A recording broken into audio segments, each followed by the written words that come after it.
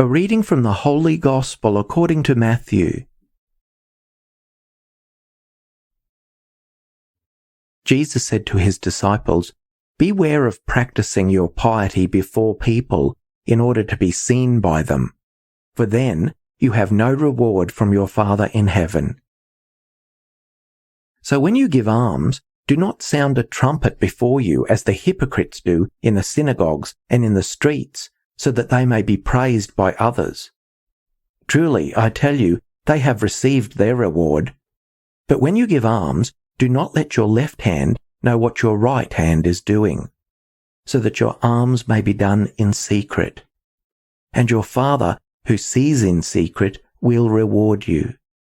And whenever you pray, do not be like the hypocrites, for they love to stand and pray in the synagogues and on the street corners, so that they may be seen by others.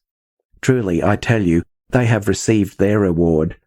But whenever you pray, go into your room and shut the door, and pray to your Father who is in secret, and your Father who sees in secret will reward you. And when you fast, do not look dismal like the hypocrites, for they disfigure their faces so as to show others that they are fasting.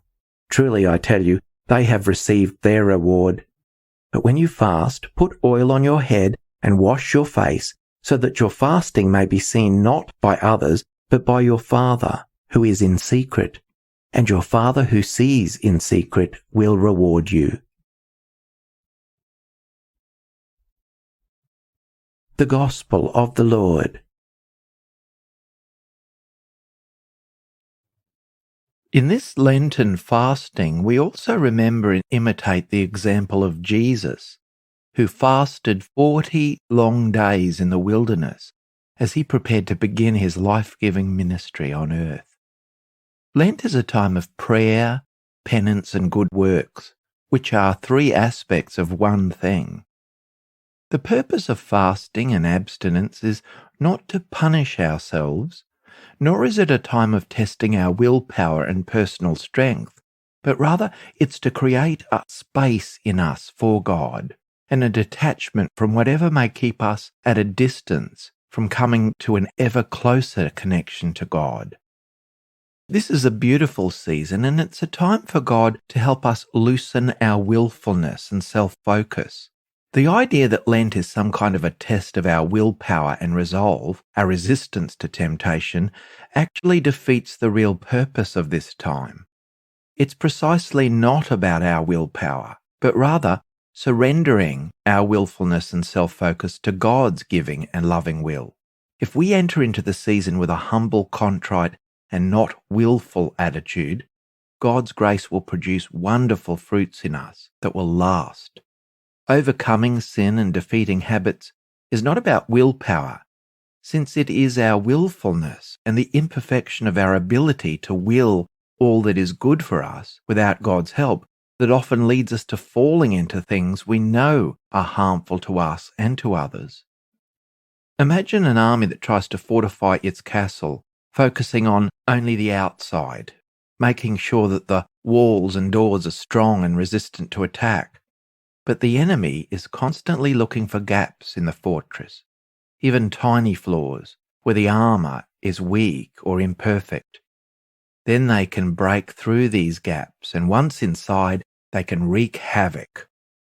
The idea of Lent is not to build a powerful external armor, so that if there is a flaw, we're hopeless inside. And a lot of these things are coming from inside, from a heart that's not entirely given over to God. Lent is allowing God's grace and the virtues and gospel to fill us up from the inside out, fill our hearts and minds, so that if the enemy found a gap, they'd come inside and the heart would be completely filled with Jesus' values, that there was simply no room for them and they'd have to retreat. So we rely not merely on outward shields, as if the inner life is so completely weak that it would fall at once when breached. In self-denial and in giving of time to more prayer and good works, our hearts move ever closer to God. Distractions like excess food or other things that take up our time and energy are avoided, helping us to become more focused and attentive and more charitable. Let's read and pray with God's Word in the Scriptures even more in this season, because this living Word is the source of our grace and life. And also let's read and reflect on the enormous resources of the lives and wisdom of the saints who have before us heroically shown how to allow God's grace to fill us up and transform us and grow in holiness and love. Let our heartfelt prayer this year be, Lord, help us to be true ambassadors for you in our words and actions. Lord, let no one look at our lives and actions and ask, where is your God? Let our love and practical charity shine out with the answer. During Lent, we give to the excellent cause of Project Compassion, run by the Catholic charity Caritas, which of course means love in action. May this and so many ordinary and everyday acts of kindness, patience, forbearance, mercy, practical help, and compassion fill our minds and hearts with Jesus' loving heart. For Project Compassion, you can visit www.caritas.org.au/project-compassion for more information and for donation options.